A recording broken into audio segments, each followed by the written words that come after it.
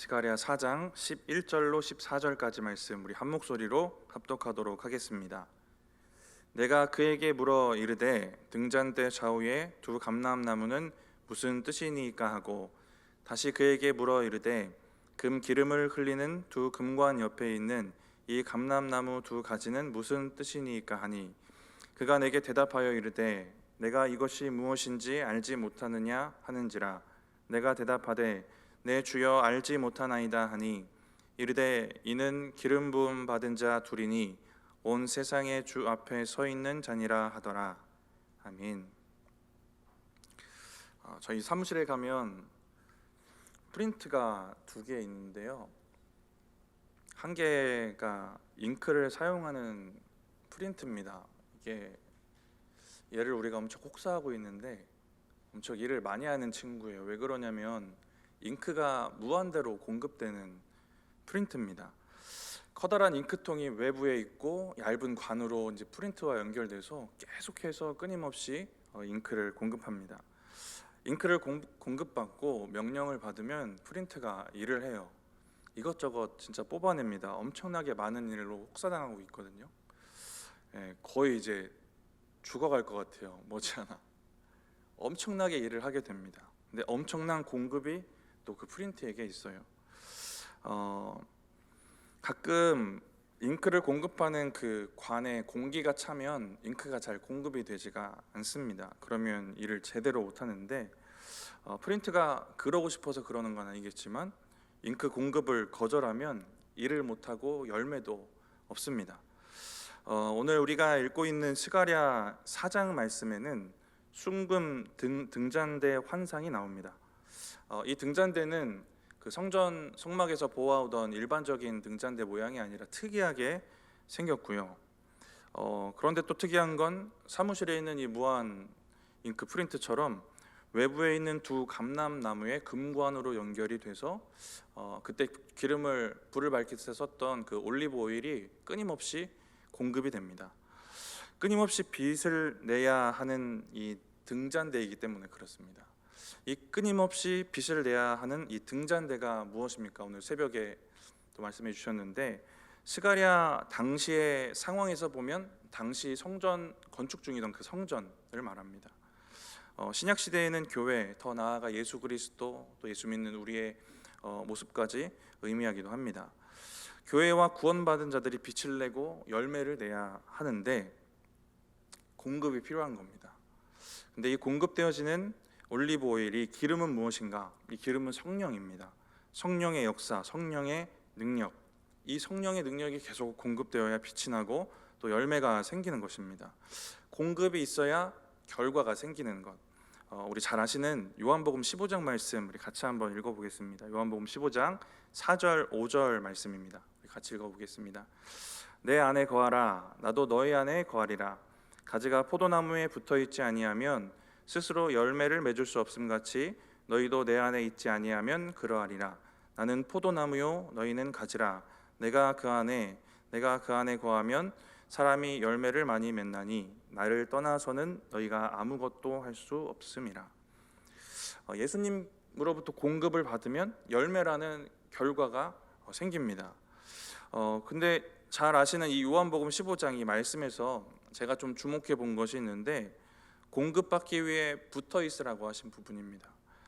주님이 알아서 너는 열매를 맺어야 되니까 내가 여기다 붙여 놓을 거야 하신 게 아니라 붙어 있어라 라는 겁니다. 붙어 있는 의지가 우리에게 필요하고 그 노력들도 하나님께서 원하신다라는 겁니다. 읽었던 요한복음 15장 4절 말씀에 내 안에 거하라 나도 너희 안에 거하리라. 이게 붙어 있는 상황을 말씀하시는 거라면 주님이 내 안에 거하시려는 의지가 있으시고 그리고 우리도 주님 안에 거하려는 의지가 동시에 필요한 것입니다. 이 동시적인 부분으로 말씀하셨어요. 오늘 본문의 환상에서 공급되는 기름 성령이 있습니다.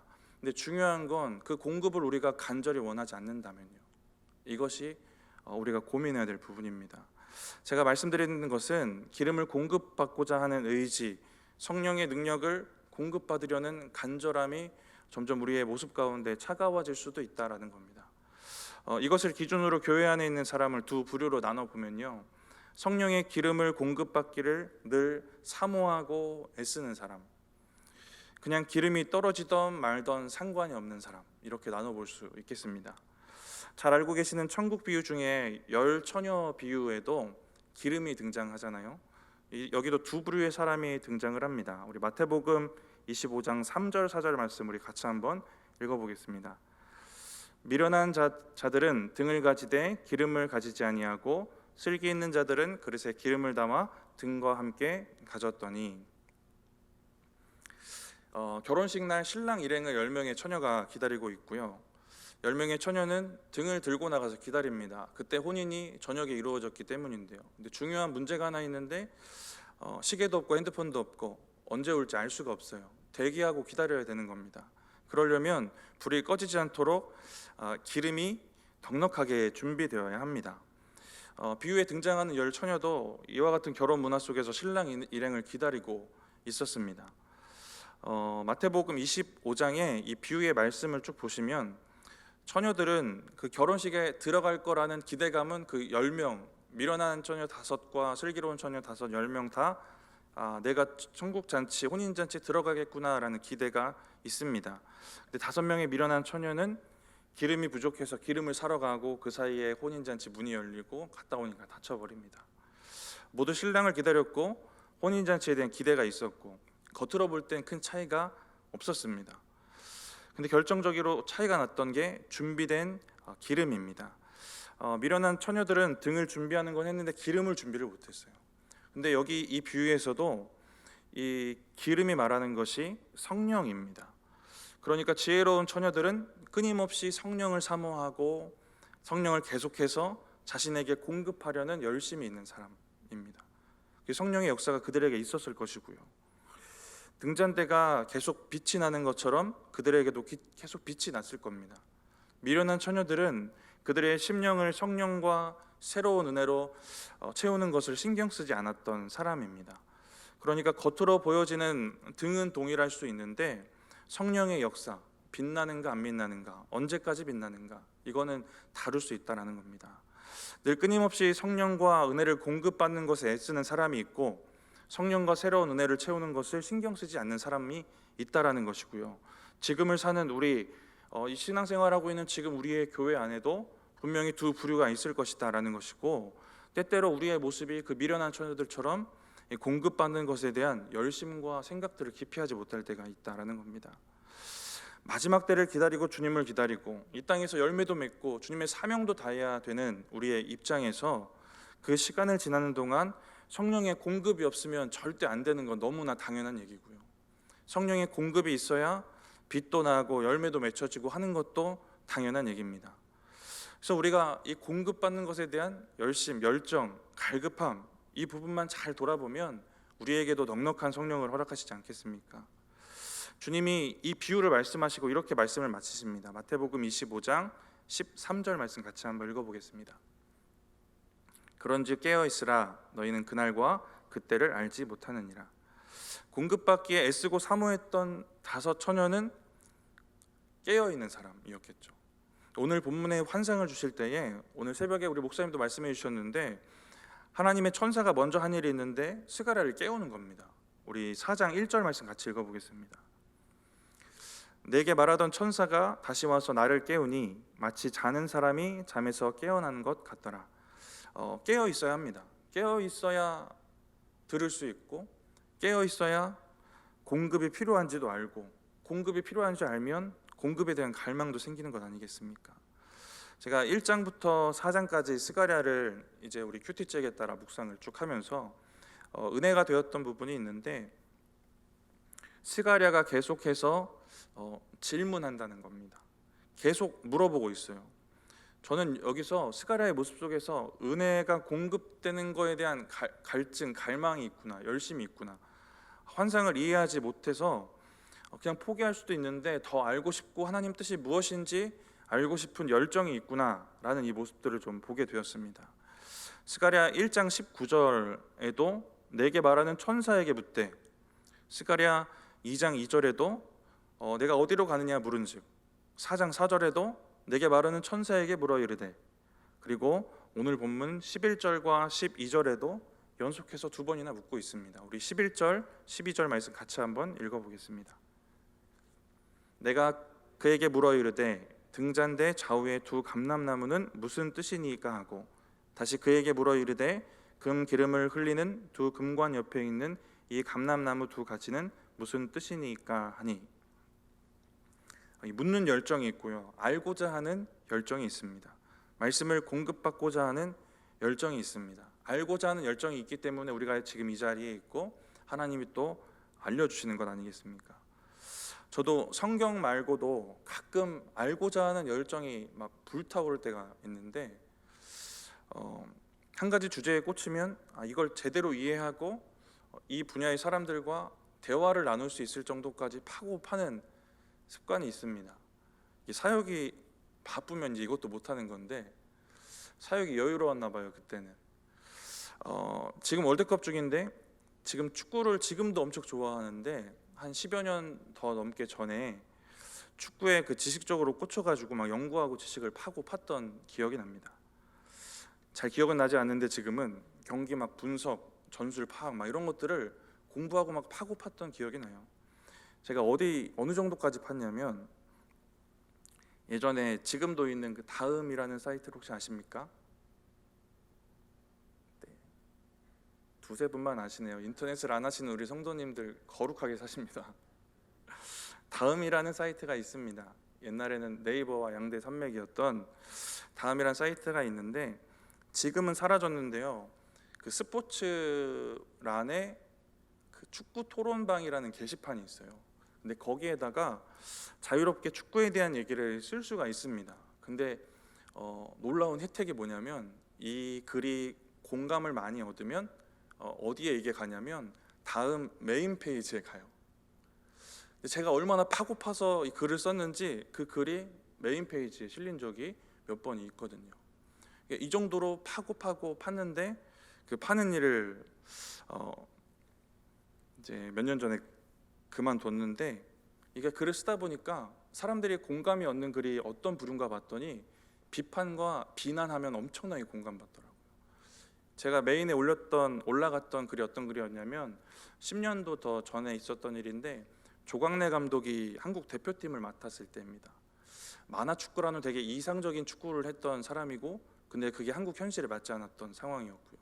여기에 대해서 비판하고 비난하고 요목조목 다 지적하고 분석하고 이 전술이 더 낫고 이렇게 선수 기용하는 게 더 낫다, 이런 글을 써서 공감을 얻고 메인에 올라갔던 적이 있는데, 돌아보니까 이게 사역자로서 이게 비난에 에너지를 쏟는 게 참 그렇더라고요. 그래서 그만뒀는데, 이렇게 알기 위해 열정을 가지고 파고 팠던 에너지를 심각하게 쏟았던 적이 가끔씩 있었습니다. 근데 글을 쓰다 보니까 지식을 더 얻으려고 검색도 하고 도서관에 책도 찾아본 적도 있는 것 같고 알아보려고 하는 열정이 참 뜨거웠습니다. 근데 스가랴의 환상을 보고 스가랴가 질문하는 걸 보면서 이 열정이 너무 뜨거워 보이는 겁니다. 우리가 일반적으로 환상 보면 그냥 보는 거 아닌가요? 보여주시는 환상 보는 거, 알려주시면 알려주시는 만큼 듣는 거. 근데 더 알고 정확하고 명확하게 알려고 하는 이 열정들이 스가랴에게 있었다라는 겁니다. 스가랴가 물을 때마다 천사가 이런 말을 자주 합니다. 이것이 무슨 이야기인지 알지 못하겠느냐? 오늘 본문뿐만 아니라 군데군데서 이렇게 얘기를 해요. 그것도 모르느냐고 질책하는 게 아니라 너의 능력, 인간의 능력으로는 알 수 없다라는 말을 하는 겁니다. 그리고 스가랴의 태도는 겸손해요. 주여 내가 알지 못하겠나이다. 그랬더니 하나님은 스가랴에게 그 의미를 알게 하십니다. 잘 아시는 야고보서에도 동일한 부분에 대한 하나님의 약속의 말씀이 있어요. 야고보서 1장 5절 말씀 같이 한번 읽어보겠습니다. 너희 중에 누구든지 지혜가 부족하거든 모든 사람에게 후히 주시고 꾸짖지 아니하시는 하나님께 구하라. 그리하면 주시리라. 다른 번역으로 이 말씀을 앞부분만 읽어드리면요, 만일 하나님께서 여러분에게 무엇을 바라시는가 알고 싶거든 하나님께 여쭈어 보십시오. 하나님의 생각, 뜻, 우리를 향한 계획, 이게 알고 싶고 그 말씀을 더 정확하게 이해하고 싶은 열정이 있고, 그래서 우리의 의지를 들여서 묻고 하나님의 말씀 앞으로 나아가면 하나님이 말씀을 공급하실 것이다, 알게 하실 것이다, 지혜롭게 깨닫게 하실 것이다라는 겁니다. 말씀이 공급되는 겁니다. 하나님의 뜻을 알게 되는 거예요. 우리가 그렇게 겸손하게 열정으로 나아가면. 지혜로운 다섯 처녀 말씀드렸는데, 성령이 공급되는 것이 멈춰지지 않도록 늘 그 공급에 애쓰고 노력하면 성령이 공급돼서 빛이 나고 열매도 생기는 겁니다. 하나님이 뜻을 알게 하시고 성령을 공급하시고, 이게 성경에 정확하게 나와 있는 성경의 약속이라면, 그렇다면 우리는 성령이 공급되기를 얼마나 간절히 원하는가, 우리의 심령을 또 우리의 열정을 돌아보면 되지 않겠느냐라는 것입니다. 우리가 이런 마음으로 하나님 앞에 나아가면 하나님의 뜻을 알게 되어서 어떻게 내가 이 땅에서 빛을 내면서 살 수 있을까 알게 될 것이고, 성령의 공급을 받아서 이 땅에서 빛을 낼 수 있는 힘과 능력이 생길 것입니다. 저와 여러분에게 이러한 은혜가 충만하기를 축복합니다. 제가 코로나를 지나가면서 저를 볼 때 병든 닭 같았어요. 육체도 참 아파서 그렇긴 했는데, 육체적인 얘기가 아니라 영적으로 참 병든 닭 같아 보일 때가 많았습니다. 내가 만약에 이렇게 나한테 쏙 빠져나와가지고 내 모습을 바라볼 수 있다면 병든 닭 같을 것 같은 거예요. 예배드리고 하나님 앞에 나아가는, 묵상하고 기도하려고 앉아있는 내 모습이 병든 닭 같을 것 같다라는 생각이 들었던 겁니다. 근데 때때로 주시는 성령의 기름 부으심, 그 은혜, 그 능력으로 회복하시는 순간들이 있었습니다. 그러면서 이 공급을 늘 사모하고 이 공급이 끊이지 않으면 좋겠다, 이 마음들, 이런 마음들이 참 많이 들었던 것 같습니다. 믿는 사람이든 교회이든 성령의 이 기름이 끊어지지 않아야 합니다. 은혜의 공급이 끊이지 않기를 늘 사모하셔야 되는 것입니다.